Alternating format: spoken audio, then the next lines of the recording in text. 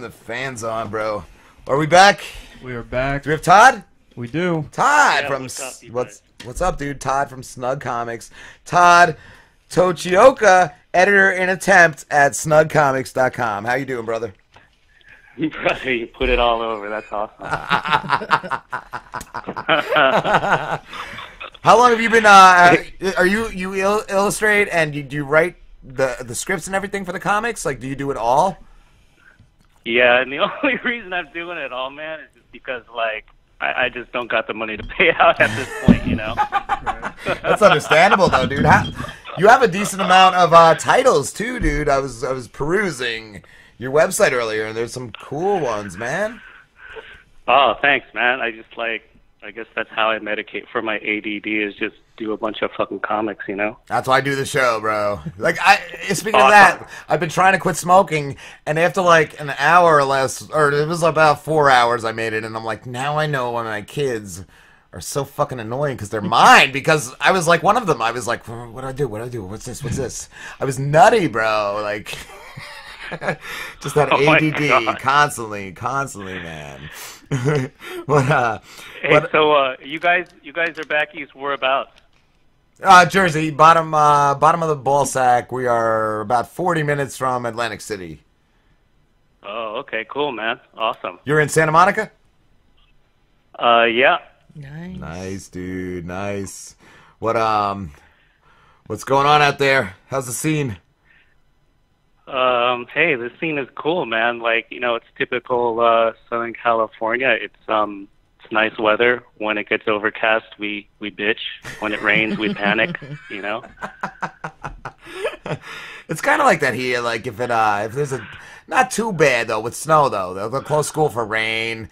Like, or if there's, like, a dusting of snow, they'll close the schools. Where up north, it's got to be, like, fucking couple feet that they close the school. Like, we're down here, if it rains and the island floods and the teachers can't get over the bridge, then school's closed. Oh, man, that's crazy, man. Yeah, yup.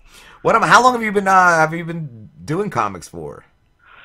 I've been doing comics off and on for like since the early '90s. Wow. Started out with independent comics, and then got a gig helping out Jim Valentino at Shadowline, which he's one of the Image partners. He did that book called Shadowhawk, and I worked for him like off and on, man, for like it was like maybe close to 8 years, and still kept in touch with him all through these years. But everything that I do, I've pretty much learned from him and another gentleman named David Campidi, who runs a art agency called Glass House. But yeah, those two guys, man, pretty much mentored me, even though they didn't know it. That's awesome, dude. And how many titles do you have? Like, not only how many do you have, but what is your most successful? I'd probably have to say Project 17 as far as the self-published stuff, like, because we're about to go into our 6th print with that. Wow. We just keep putting it out, and it keeps paying for itself. So we see no reason not to keep putting it out. Right? That's about the Bermuda Triangle, correct? Correct. It looks pretty cool. The idea is, what if the government and oil industry were ultimately responsible for creating the Bermuda Triangle? Oh, that's wicked. It's cool. He's got a lot of cool concepts, a lot of cool comics. You have one about Elisa Lam?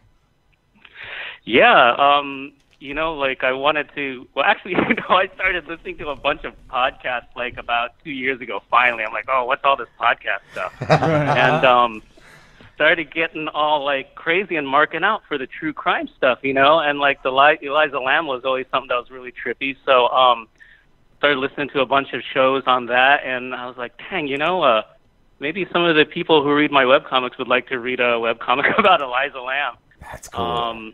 Yeah. And, it's just one of those things. I started it. It seemed to have some pretty good push, and then all of a sudden I got busy with work. So is it just like how many issues is it? Is it just the story of what happened to her, or do you go like?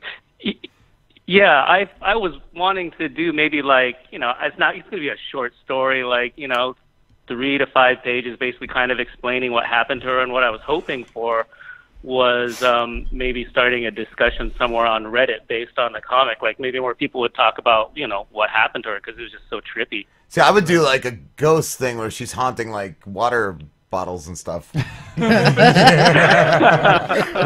water towers and shit. She's fucking with everybody's water. There are so many people into her case, though. You would get a ton of folks following any kind of a thread about her. That's what I was gonna ask, dude. Do you get a big following with that?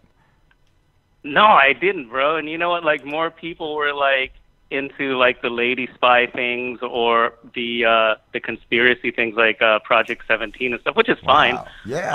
I just figured that would have a. But I really wanted to do something with Elisa Lam, just because, you know, it was kind of like local to me here in Southern California, and yeah, it's just there are just so many bizarre circumstances around that case. So yeah.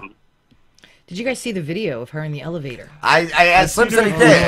I've never seen it, I don't think. Yeah. And we just talked to Michael Brown last week about that. Oh, you did? That's awesome. He's a podcaster. He's what's the show again? Pleasing Terrors. Yeah, he talked to us about that case. Oh, bitchin'. Yeah, it's trippy watching her in the elevator. Now, maybe she was just, you know, she maybe stopped her psych meds cold turkey and maybe was on some alcohol. Who knows, right? But man, she was really strange in that elevator. Is there like part of the video missing though? I heard like it looks like it's been edited and it's been clipped together. Yeah. At one point, but it's I mean it's still a pretty long video, and dude, at one point it scares the shit out of me when she starts leaning out and disappearing and then coming back. Like, that's freaky. Wow. I'll have to it's check trippy. that out. I'll have to check that out right before I go to bed. Yeah, right. Yeah. Like, I don't have enough problems sleeping to begin with. So. Yeah, that's perfect. Or, you know, if you feel like you want to be 9 years old and play around with the elevators at the, I don't know, at some hotel.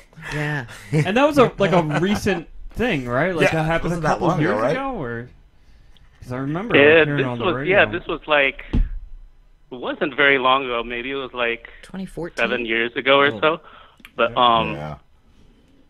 yeah, it was when all that kind of urban myth about the elevator game was kind of coming up. You know, like there was that weird Asian urban myth about going into an elevator, you hit a certain button, you go to a floor, you hit another certain button, and I don't know, but by doing this combination and by doing these certain chains of events, you end up on another dimension somehow. I like to hit the alarm. I think that's a fun gag to do when I'm on an elevator. I've always done that. And all my friends are like, stop, you're going to get us in trouble. I'm like, by who? By who? It's just a fun buzzer. I'm gonna try that next time. Dude, just do it. It's so great. Nobody says anything. It's got to be liberating. Except your embarrassed friends. Sometimes too, like I remember once in AC, I just started like dancing, like just fucking dancing. There was all these old people, and this one dude was just cracking up. I'm just like freaking against all these old people in Atlantic City. It was just a lot of fun. A lot of fun, good times. What Todd, your current project, Kindred Homecomings. What is the synopsis of that? So the story is about a indie actress who inherits property from her estranged grandmother. Since she hasn't been really close with her grandmother for years, she decides that she's going to renovate the property and sell it for dough. But the first weekend she stays there to start doing work, she hears something rattling around in the walls, and we later find out that it's not just rats, it's something much bigger. Wow. Nice. It says. What is it? Can you tell? Spoil it. What is it? What's in the walls? It's just a bunch of strippers and coke addicts. Nice. You know, that's perfect. Like Slim's crawl space. Yeah. But it says with the help of who is it? County Sheriff Melinda Clare. She discovers that it's more than just something terrifying in the cellar. And it features Jamie Bernadette, who's an actress, and Juliette Miranda from the Unwritable Rants. Oh, big fan. Yes. Yeah, I thought that would be a lot of fun because I really like Juliette's podcast. She's just got so much attitude and just this no BS kind of demeanor about her. So it's like, dang, she needs to be the sheriff. Nice. And Jamie Bernadette is an actress that's been working really hard out here on the LA scene, and she's finally really getting a lot of great roles for herself. And she won the Independent Cinema Film Festival Award this past year, because she's just been working so hard promoting all the work that she's doing. So I'm really stoked to have her be on board with this too. How did you approach them? Like, did you just say, can I use your likeness in a comic, or? Yeah, the fucking magic of Twitter, right? I was just like, hey, I really like your work, and I've got this horror comic project that maybe you'd be into. And just go from there. Nice. And do you base the characters on them, or do you just use like their likeness, like their looks? Using their likeness, and I'm using their personality as much as possible. Like Juliette's been feeding me lines that she might say, and just the character of Jane Burchart being an independent actress in L.A. I'm hoping to relate some of the stories that some of the actors go through out here when they're really, really trying to get a break. Nice. That's awesome. But I don't know if you guys are familiar with that really shitty horror movie from 1987 called The Kindred. Oh yeah. Like, I remember seeing some like trailer on it for some other bullshit horror movie that I rented, and it just intrigued me so much. And like, when I finally saw that film, like, fucking never made it to theater or whatever, but like, I remember I was like, I don't know, like 15 or something. I'm watching this thing on VHS, and it was just so disappointing, you guys, because like, here I'm building it up, like, oh my god, wow, that looks fucking great. And like, when I finally saw the thing, it was just so horrible, and nothing has ever come of that property. It's so crazy, you guys, because like, I was like, hey, I'd like to kind of retell this story, or at least do something with it. Yeah, do something good with it. Yeah, but you know what? Like, I searched all over. I even like got a couple lawyers to help me out to search out who the fucking owns the distribution rights. No one has it out here, and the only person that has it that they've been able to find is like some like janky ass like distribution company in Germany. And just do it. Like, just do what you want with it, bro. It's your. I'm giving it to you right now. Just run with it. Awesome. I'm just gonna say that Rob Slim and Lamborghini also just fucking do it. Yes, we got mics in front of us. We're giving you permission. Yep. This is like a meeting. This is like a business meeting. This is executive decisions. Executive decisions. We're movers and shakers. Stick with me, kid. You'll go far. All right, that's awesome. What up to? Again, going back to Kindred Homecomings. Is it available in print and like an e-comic? What we're doing is we are giving away 6 pages for free on my website, snugcomics.com. Nice. And on there's a pre-order form. The book will come out on the 27th of April. And what we're doing is we've got the book for sale, and we've got some other gimmicks where you can get a signed book or a signed poster. Oh, nice. But yeah, we'll be sending out some promo gimmicks probably in the next week or two here as well. So nice. I'll make sure you guys get some too. Yeah, if you ever need 3 scumbags in a comic, we're here. We're always here for you, bro. feed your lines as well. Wow, does anyone have the rights to that name? 3 scumbags in a comic book? I'm patenting it right now. Right now. You better copyright that shit. Let me stamp that. I'm gonna just send out a hashtag on that right now and own that shit. 3 scumbags and a baby. That's the spinoff. That's the spinoff. Somebody feed this thing. It's crying. That'll be the opening scene in 3 scumbags and a baby. Now, Todd, do you change in your different comics? Do you change your style of art for each comic? Yeah, I do as much as possible. Now, myself as an artist, I'm really fucking limited. And even as a letterer, like everything I learned about lettering, I crash course from my friend who's a buddy named Zen, who's lettering for Aspen Comics right now. I was like, well, actually, he probably got tired of me asking him to letter my shit. So he was like, tell you what, why don't you, like, get this software and I'll sort of teach you how to do it. And so then you want to rely on me, which was, his nice way of saying, dude, come on. What is lettering? So, what is lettering? Like, when you look at the words on a comic book, that's actually done by somebody.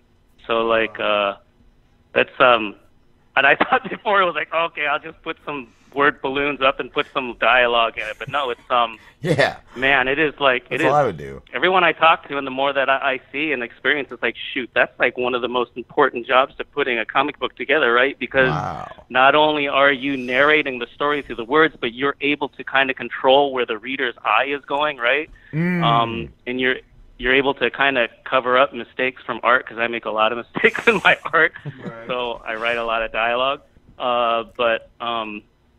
Yeah, lettering is so important, and like every time I do a page now, I'm trying to learn something new, or at least kind of hone in more on the craft, you know? I mean, I'm still going back and looking at my stuff and going, oh, Jesus, I got to change that. But, yeah, it's a crazy process, all of it. Is it like one of those things where these guys have their specific styling of lettering and they'll get pissed off if they see somebody using a similar lettering to them? I have never heard of that. Now, maybe if someone like comes up with, you know, some sound effect or a particular technique or a certain style of the way they do their sound effects, because everyone I noticed kind of does their sound effects a little bit different. Oh, wow.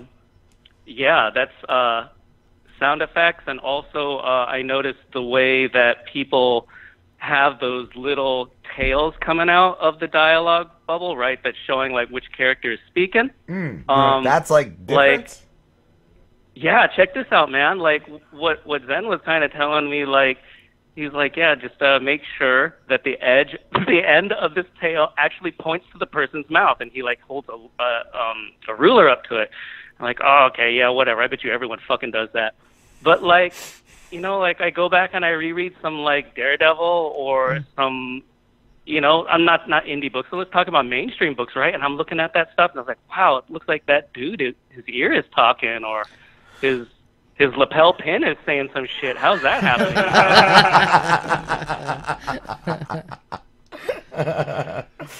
So yeah, it's like, and then you look at some of the guys, how they do their tails or the connectors to the bubbles, and some are like really inconsistent with size, even on the same page. So yeah, it's crazy, man.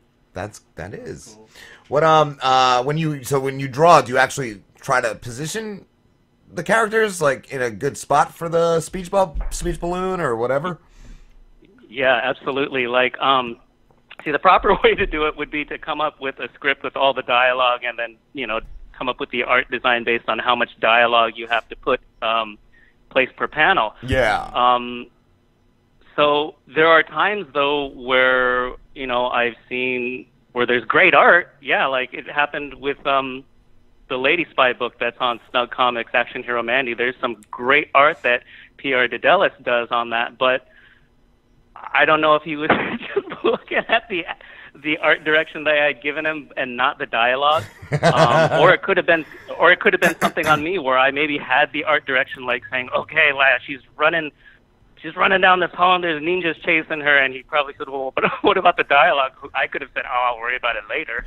But so yeah, there are instances where I see a lot of art that kind of does not leave any space for the dialogue that's rendered. What are some of your favorite comics? Boy, I you know, the first like comic I really got into as a kid was Swamp Thing. And so I think after that I started looking at House of Mystery and House of Secrets. I didn't really discover superheroes until I started going to junior high school and realized that all the cool kids were talking about like Amazing Spider-Man and Wolverine, and I was like bringing fucking like, you know, witches from DC Comics to school, and they're like, what the fuck are you reading, you know? But now I still go back and like I bought those, you know how they make those humongous, like they look like fucking phone books, like they reprint all these old comics like into one gigantic like volume for like $8 or some shit. Yeah. So yeah, I've been buying all the House of Mystery and House of Secrets and Superman and Friends, like all these older 60s and 70s books, and that's really been a lot of fun. That's cool. That's cool. Superhero-wise, man. Yeah. What? Superhero-wise, what's your favorite? You know, I tried to get into Batman and stuff, you know, when I was 15, which was when all like Dark Knight and Watchmen and Elektra Assassin all came out. And like honestly, I was a little bit too young to really grasp that. So when I finally did get into superheroes, it was only because someone was showing me the differences between that Michael Keaton Batman movie and the comic book, and I'm like, well, I don't really give a fuck. It's a movie, and those are comics. Well, you know. But then I really started reading the Batman books, and they were actually a lot of fun. So I guess superhero-wise, like I like the DC characters a lot more than Marvel, but I do really like Daredevil a lot. Yeah. Nice. What's your favorite movie adaptation from a comic? Oh, from a comic? Fuck, man. I don't know. That's like asking me what kind of pizza I like. What kind of pizza do you like? There's that's like asking me what kind of comic adaptations I like.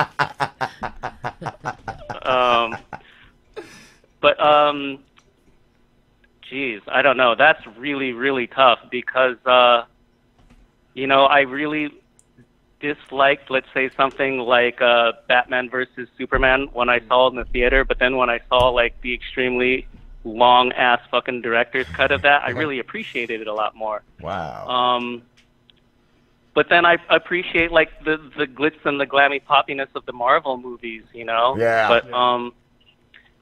But yeah, I don't know, man. I'll have to get back to you on that. 'Cause I know there's a couple of movies that I really enjoyed. Definitely do. Definitely get back to us on that, brother. That's cool. What about you guys? What? I don't know. I think I love the Amazing Spider-Man and Guardians. I can't wait for Guardians 2. Oh, Guardians 2 is gonna be awesome. Yeah, that should be fun. Yeah, I'm definitely more of a Marvel fan, gotta say. So. Yes. Yeah, I've always been Marvel too. But when you say like comic adaptations, like the one movie that comes to mind is the Watchmen one because it was panel for panel, word for word, besides like the ending. But that was amazing. That Watchmen was amazing. That was good. Yeah. What is that? Is that DC? That was Alan Moore, but DC. Yeah. Okay, I thought so. Same guy that did adaptation really kicked ass. Yeah, that was very good. Same guy, yeah. And they had that, like, was it Night Owl? Who was the guy that was, like, the Batman wannabe? Like, it was like, what the fuck is it? Like, what was his name? Was it that Night Owl guy. Yeah, dude, he was badass. I love Rorschach. That's my fucking dude. Yeah. You know what's funny, though? I'm sorry to cut you off, but, I just started reading some Spider-Man comics. I just got the collection for the A Birth of Venom. So I'm reading that, and cool. I forgot that in the comics, too, Spider-Man is just all drama. Like, in the middle of that arc, he's, like, not talking to Aunt May because he told Aunt May that he dropped out of college so she won't speak to him, and it just goes on for, like, several issues. Oh, and then Aunt May is, like, seeing this dude who wants her to start talking to Peter again, so he stages, like, a dinner date where he doesn't tell Aunt May that Peter's gonna be there, and that Peter doesn't show up because he's fighting crime. Oh my god! Tell me what to skip when I'm reading that. Yeah, no, that's sounds like Days of Our Lives. Like superhero reality. That's what it is. I'm like, I love Spidey, but I'm like, I don't know if I keep reading this. It's a lot of drama. Yeah. Oh. God the damn Housewives it. of Metropolis. Todd, dude, we have to wrap this up, but thank you so much for talking to us. Yeah, you guys, that was cool. Thanks for having me on. No problem, dude. And where can everybody find you? Everyone can go to snugcomics.com, also on Twitter @snugwork. Probably the easiest places right now. Awesome. Thank you, dude. All right, you guys, take care. Have a good one.